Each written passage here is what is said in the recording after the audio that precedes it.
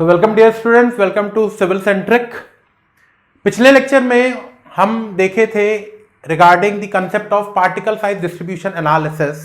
और particle size distribution analysis की जो पहली स्टेप थी सीव एनालिसिस, सीव एनालिसिस को हम देख रहे थे। और सीव एनालिसिस कैसे करते हैं वो मैंने आपको बता दिया था। एंड देन उसके बाद कुछ ग्राफ बनाए थे। 4 तरीके के ग्राफ मुझे मिल सकते थे मेरी सॉइल के लिए। पहला ग्राफ जो मुझे मिला था that was for the uniformly grade पहला ग्राफ जो मैंने आपको बताया था, सीक्वेंस वाइज ही बता दूं तो पहला ग्राफ था मेरा वेल ग्रेडेड सॉइल का। कुछ इस तरीके का मिला था वो graph. And the graph was between किन दो क्वांटिटीज के बीच में था भैया। वाई एक्सिस पे मैंने रखा था परसेंटेज फाइनर और एक्स एक्सिस पे रखा था मैंने साइज, और साइज को रखा था लॉग स्केल पे। क्यों रखा था लॉग स्केल पे, मैंने आपको वो चीज क्लियर कर दी थी। ये ग्राफ मुझे मिला था, this was for the well graded soil. क्या थी वेल ग्रेडेड सॉइल? इसका मतलब मालूम है कि मतलब अगर मेरी सॉइल के अंदर में हर साइज के पार्टिकल का रिप्रेजेंटेशन है, क्योंकि यहां पर मैंने देखा था हर साइज के पार्टिकल मुझे यहां पर हर साइज के लिए परसेंटेज फाइनर मिल रहा था। दूसरे तरीके का ग्राफ मैंने आपको बताया था कि अगर सॉइल थी जो आपके पास, हो सकता है उस सॉइल के लिए आपको कुछ इस तरीके का ग्राफ मिला हो। तो मैंने इस तरीके की सॉइल के लिए बोला था this soil is a poorly graded soil. ये पुअरली ग्रेडेड सॉइल थी, मतलब एक ऐसी सॉइल जिसके अंदर में कुछ साइज का रिप्रेजेंटेशन है, बाकी साइज का एग्जिस्टेंस या रिप्रेजेंटेशन नहीं था। पिछले लेक्चर में सारी बातें मैं बता चुका था। तीसरा ग्राफ जो मुझे मिला था, वो तीसरा ग्राफ ऐसा मिल सकता था। ये ग्राफ ऑलमोस्ट वर्टिकल मिल गया था मुझे। एग्जैक्टली वर्टिकल मिले इसकी गारंटी नहीं है, लेकिन ऑलमोस्ट अगर वर्टिकल मिल रहा था तो मैंने इसको बोला था यूनिफॉर्मली ग्रेडेड सॉइल। एक ऐसी सॉइल जिसके अंदर में हर पार्टिकल अप्रोक्सीमेटली सेम साइज का था, उसको मैंने यूनिफॉर्मली ग्रेडेड सॉइल कहा था। और जो चौथा ग्राफ मुझे मिल सकता था मेरी सॉइल के लिए, परसेंटेज फाइनर और साइज लॉग स्केल में थी, तो जो चौथे तरीके का ग्राफ मुझे मिल सकता था वो कुछ ऐसा था।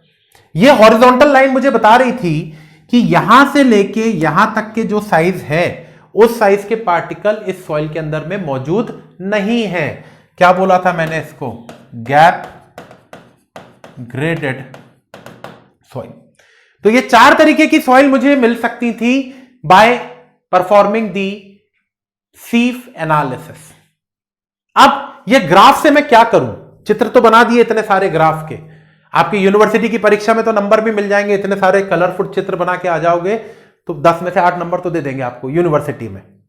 लेकिन इसका यूज क्या है? इस ग्राफ से मैं और क्या पता कर सकता हूं? भाई ग्राफ आ गया है मेरे पास, तो इस ग्राफ की स्टडी करना भी तो बनता है ना मुझे, कि how we can study this graph. और जब मैं इस ग्राफ की स्टडी करना सीख जाऊंगा तो मुझे इस ग्राफ से कुछ और इंफॉर्मेशन कलेक्ट करने का तरीका भी समझ में आएगा। कुछ नए कंसेप्ट्स और जानने की मतलब कुछ और नए कंसेप्ट्स पता करने में मुझे हेल्प मिलेगी इस ग्राफ को पढ़ते, अगर मुझे बन गया तो। कैसे पढ़ा जाए इस ग्राफ को, और पढ़ने से फायदा क्या होगा? हर चीज को पढ़ने से कुछ ना कुछ फायदा तो होता है। तो इस ग्राफ को भी जब हम पढ़ना सीख जाएंगे तो कुछ फायदा तो मिलेगा। क्या फायदा मिलेगा देखते हैं जरा। तो जरा देखिएगा कि मैंने एक कोई सॉइल ली, एक कोई सॉइल का सैंपल लिया, और उस सॉइल के सैंपल्स के ऊपर में मैंने सीव एनालिसिस परफॉर्म किया। और सीव एनालिसिस परफॉर्म करने के बाद मैंने वो टेबल बनाया, जो टेबल बनाया था पिछली क्लास में हमने, size, weight retained, percentage weight retained, cumulative weight retained, percentage finer, ऐसा एक टेबल बनाया था। और साइज और परसेंटेज फाइनर के बीच में ग्राफ बना दिया था। ऐसे हुआ था कुछ। चलिए एक काम करते हैं, वही कहानी सुनते हैं। एक कहानी कुछ ये रही, ये था साइज, फिर एक कॉलम बनता था वेट रिटेन्ड का, फिर percentage weight retained, cumulative percentage weight retained, और यहां पे बनता था परसेंटेज फाइनर। ऐसा कुछ बनता था भैया, बताओ। मैं पूरा नहीं बना रहा हूं, मैं पूरी चीज नहीं लिख रहा हूं यहां पे, सिर्फ आपको इतने में ही बताऊंगा चीजों को। पहला और लास्ट कॉलम, इसके बीच के 3 कॉलम आपको मालूम है क्या रहते थे। चलिए जरा देखेंगे ध्यान से बेटा, ये कुछ साइज में लिख दे रहा हूं यहां पे, ऐसी random size 4.75, 2 mm, 1 mm, 0.6 mm and 0.075 mm, ऐसी रैंडम साइज लिखती मैंने। ठीक है, यहां पे वेट रिटेन लिखता, परसेंटेज वेट रिटेन लिखता, क्यूमुलेटिव परसेंटेज वेट रिटेन लिखता, और यहां से मैं परसेंटेज फाइनर कैलकुलेट कर लेता। चलिए, जब मैंने परसेंटेज फाइनर की वैल्यूज कैलकुलेट करी, हर साइज के करस्पॉन्डिंग मैंने परसेंटेज फाइनर की वैल्यूज कैलकुलेट करी, ऐसी रैंडम वैल्यूज मैं लिख दे रहा हूं यहां पे। ये सपोज करिए आया था 80%, ये आया 60%, ये आया 50%, ये आया 30% और ये आया 10%। ऐसी रैंडम वैल्यूज मैंने लिख दी। कुछ नई चीज समझना चाह रहा हूं मैं यहां से। अब जरा मैं आपसे एक सवाल पूछूं, आप मन में जवाब देंगे इसका। अगर मैं पूछूं आपसे कि 4.75 mm की जो साइज है, इस साइज से छोटे कितने पार्टिकल्स हैं सॉइल में? 4.75 mm की जो साइज है, इस साइज से छोटे कितने पार्टिकल्स हैं इस सॉइल में? तो आप बोलोगे सर 80% पार्टिकल्स ऐसे हैं जिनका साइज 4.75 से छोटा है। बिल्कुल सही। फाइनर का मतलब तो यही होता है ना, फाइनर का मतलब स्मॉलर। 2 mm की जो साइज है, इस साइज से कितने परसेंट पार्टिकल्स छोटे हैं इस सॉइल में? तो आप बोलोगे सर 60% पार्टिकल्स ऐसे हैं जिनका साइज 2 mm से छोटा है, 50% पार्टिकल्स ऐसे हैं जिनका साइज 1 mm से छोटा है, 30% पार्टिकल्स ऐसे हैं जिनका साइज 0.6 mm से छोटा है, 10% पार्टिकल्स ऐसे हैं जिनका साइज 0.075 mm से छोटा है। मेरे ख्याल से इसमें तो कोई दिक्कत नहीं होगी। ये जो मैंने आपको बताया एग्जाम्पल के थ्रू, इसमें तो कोई दिक्कत नहीं होगी। तो देखिए, मैं एक स्टेटमेंट लिख रहा हूं यहां पे, इसी टेबल से रिलेटेड एक स्टेटमेंट लिख रहा हूं। क्या मैं बोल सकता हूं कि percentage of particles smaller than 2 mm size is equal to 60%? ऐसी एक रैंडम ये वाले चीज को जो टेबल में लिखी हुई है उसको मैंने स्टेटमेंट के रूप में लिख दिया कि percentage of particles smaller than 2 mm size is 60%। या इसको और आसान भाषा में लिखूं तो 60% particles are smaller than 2 mm, ऐसा भी लिख सकते हैं। क्लियर? फिर आप बोलोगे सर ये बता क्यों रहे हो, इससे क्या होगा? तो मैं यहां से 3 नई डेफिनेशंस निकाल रहा हूं। 3 डेफिनेशंस क्या हैं, जरा ध्यान से समझिएगा। जिस सॉइल के ऊपर में मैंने ये सीव एनालिसिस परफॉर्म किया है, तो मेरे पास एक ऐसा टेबल बन के तैयार हो चुका होगा। मैं इस टेबल में ग्राफ भी बना दूंगा इस टेबल से, between size and percentage फाइनर। Percentage फाइनर को वाई एक्सिस पे और साइज को एक्स एक्सिस पे, लेकिन लॉग स्केल में ग्राफ भी बना दूंगा। फिर मैं वहां से 3 वैल्यूज कैलकुलेट करूंगा। मैं वो साइज कैलकुलेट करूंगा जिस साइज से 60% पार्टिकल्स छोटे हैं। हो सकता है वो यहीं पे मिल जाए आपको वैल्यू, या हो सकता है आपको ग्राफ बनाना पड़े। भाई यहां तो मैंने 60% वाली वैल्यू लिख दी, लेकिन हो सकता है इस टेबल में आपको 60% ना मिले, तो फिर आपको ग्राफ पे जाना पड़ेगा, ग्राफ से वैल्यू रीड करनी पड़ेगी। वो भी बताऊंगा कैसे करेंगे, लेकिन अभी कहानी सुनिए। मैं 3 वैल्यूज कैलकुलेट करूंगा। पहली वैल्यू, मैं मेरे सॉइल सैंपल के अंदर की वो साइज फाइंड करने की कोशिश करूंगा जिस साइज से 60% पार्टिकल्स छोटे होंगे। ये पहला काम रहेगा मेरा। दूसरा काम, मैं वो साइज कैलकुलेट करने की कोशिश करूंगा जिस साइज से 30% पार्टिकल्स छोटे होंगे। एंड तीसरा, मैं वो साइज कैलकुलेट करने की कोशिश करूंगा जिस साइज से 10% पार्टिकल्स छोटे होंगे।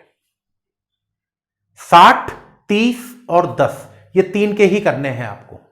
The size by which 60% particles are smaller, the size by which 30% particles are smaller, the size by which 10% particles are smaller. ये तीन साइज मैं कैलकुलेट करूंगा और इन तीन साइज को कुछ नाम भी दूंगा, नामकरण करेंगे उस साइज का।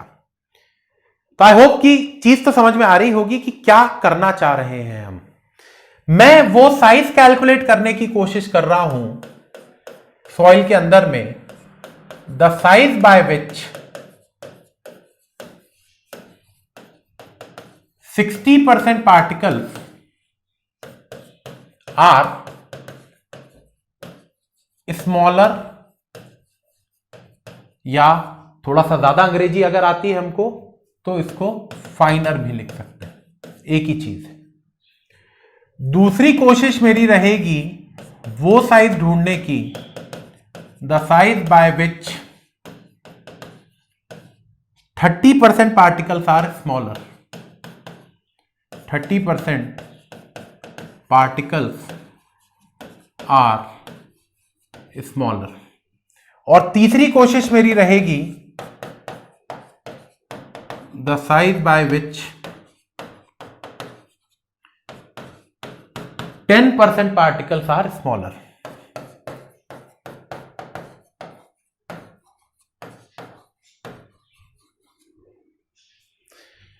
कोई ना कोई साइज तो मिलेगी ना ऐसी भैया, कोई ना कोई एक साइज तो ऐसी मिलेगी ना मुझे सॉइल के अंदर में जिस साइज से 60% पार्टिकल्स छोटे होंगे। मैं उस साइज को एक नाम दूंगा एंड उसका नाम पड़ेगा D60। That size will be known as D60। D60 मेरे सॉइल के अंदर के पार्टिकल की वो साइज है जिस साइज से 60% पार्टिकल्स छोटे होंगे। उसी प्रकार जिस साइज से 30% पार्टिकल्स छोटे होंगे उसको D30 बोलूंगा। जिस साइज से 10% पार्टिकल्स छोटे होंगे उसको मैं D10 का नाम दूंगा। तो ये तीन डेफिनेशंस मुझे मिली, D60, D30 and D10।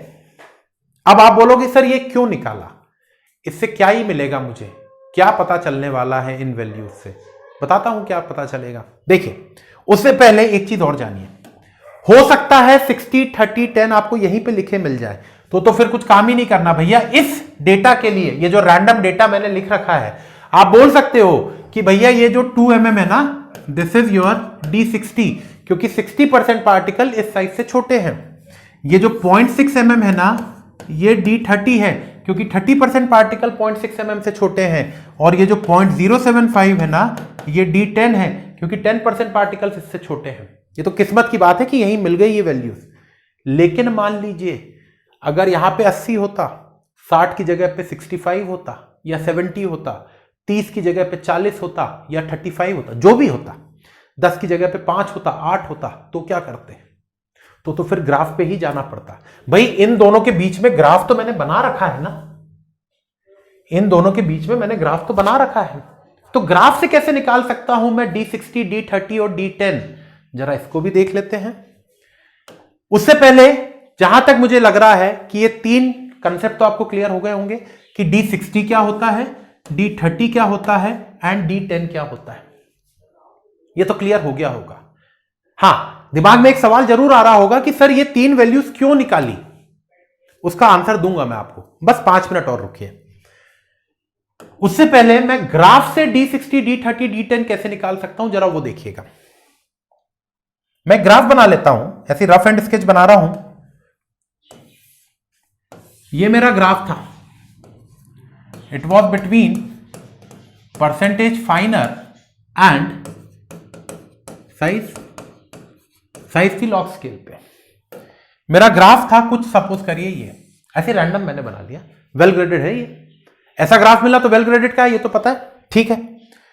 Percentage फाइनर में यहां पर भाई ग्राफ पेपर पे बनाओगे ना ये, तो क्या मैं यहां पर 60% पढ़ सकता हूं? क्या मैं इस ग्राफ पे 30% की वैल्यू पढ़ सकता हूं? क्या मैं इस ग्राफ पे 10% की वैल्यू पढ़ सकता हूं? तो आप बोलोगे सर बिल्कुल पढ़ सकते हैं, उसमें क्या ही है। तो भैया 60% की वैल्यू मैंने पढ़ी और ग्राफ में देखा तो मुझे ये साइज मिला कि भैया इस साइज से 60% पार्टिकल्स छोटे हैं, तो ये जो भी साइज रहा होगा ये D60 बन जाएगा। हालांकि वैल्यू लॉग में मिलेगी, तो एंटी लॉग ले लोगे तो D60 की वैल्यू आ जाएगी। उसी प्रकार इस 30 के करस्पॉन्डिंग में ये वैल्यू पढ़ूंगा तो ये मुझे D30 मिल जाएगा, और 10 के लिए मैं ये ग्राफ पढ़ लूंगा तो मुझे ये वैल्यू D10 मिल जाएगी। आप बोलोगे सर ग्राफ यहां तक तो दिख ही नहीं रहा था, तो इस ग्राफ को मैं थोड़ा सा ऐसे एक्सटेंड कर देता हूं, ठीक है।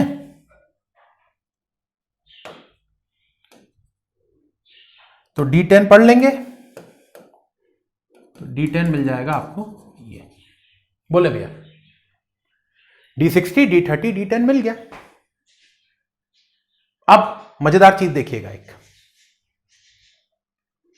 मजेदार चीज देखना। ये किसका ग्राफ था? वेल ग्रेडेड सॉइल का। ध्यान से देखना, बहुत काम की चीज बता रहा हूं। एक और ग्राफ बनाता हूं।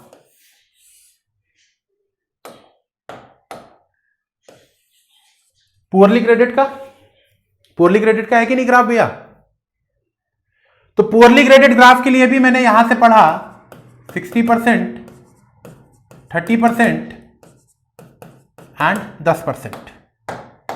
60% के करस्पॉन्डिंग मुझे वैल्यू मिली D60,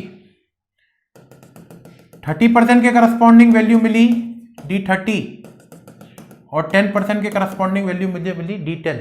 ध्यान से समझना, बहुत मजेदार चीज। जैसे जैसे सॉइल वेल ग्रेडेड से पुअरली ग्रेडेड पे आई, मतलब एक सॉइल थी वेल ग्रेडेड, एक सॉइल थी पुअरली ग्रेडेड। ध्यान से देखिएगा, यहां पे D60 और D10 के बीच में दूरियां थी, यहां पर वो दूरियां घट गई हैं। देखो ध्यान से, जब आपकी सॉइल वेल ग्रेडेड थी D60 और D10 में बहुत दूरियां थी। जब आपकी सॉइल पुअरली ग्रेडेड हो गई तो D60 और D10 के बीच की दूरियां कम हो गई। और मजेदार बात देखिए, और दूरियां कम करनी है इनके बीच में, कर देते हैं। ये लो, अब ग्राफ बनाता हूं मैं यूनिफॉर्मली ग्रेडेड का। यूनिफॉर्मली ग्रेडेड का ग्राफ बना कुछ ये, ऑलमोस्ट वर्टिकल। तो मैंने यहां से भैया पढ़ा D60 की वैल्यू, D30 की वैल्यू और D10 की वैल्यू। जब मैंने ये वैल्यूज पढ़ी, ये मिला D60, ये मिला D30 और ये मिला D10। ये तो एकदम ही पास आ गए, दूरियां खत्म हो चुकी हैं इनके बीच की। आई बात समझ में? ये क्यों बता रहा हूं मैं? कारण है इसके पीछे का। कारण क्या है देखिएगा। अभी फिलहाल में मेरे ख्याल से ये बात तो समझ में आई कि अगर सॉइल वेल ग्रेडेड है तो D60 और D10 के बीच में बहुत दूरियां हैं। पुअरली हुई, दूरियां थोड़ी सी कम हुई। जब यूनिफॉर्मली हुई, यूनिफॉर्मली ग्रेडेड, तो ये दूरियां तो ऑलमोस्ट खत्म हो चुकी हैं। क्या मैं बोल सकता हूं यूनिफॉर्मली ग्रेडेड के लिए? ध्यान से देखना, for uniformly graded soil D60 is approximately equal to D30 is approximately equal to D10। Exactly equal होगा इसकी गारंटी नहीं है, लेकिन अप्रोक्सीमेटली तो इक्वल होंगे ये तीन values for uniformly graded soil.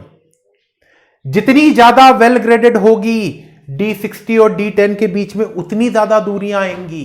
मानते हो इस बात को? और जैसे जैसे वेल ग्रेडेड से पुअरली ग्रेडेड और पुअरली ग्रेडेड से यूनिफॉर्मली ग्रेडेड आएगी, दूरियां खत्म होने लगेंगी, ये लोग पास पास आने लगेंगे। अब आप बोलोगे सर ये क्यों बता रहे हो? ये दूरियां मिटना या दूरियां बढ़ना, इससे हमको क्या लेना देना? इससे लेना देना है क्योंकि अभी भी एक सवाल आपके दिमाग में है कि सर ये D60, D30, D10 निकाला क्यों है आपने? अब बताता हूं ना क्यों निकाला है।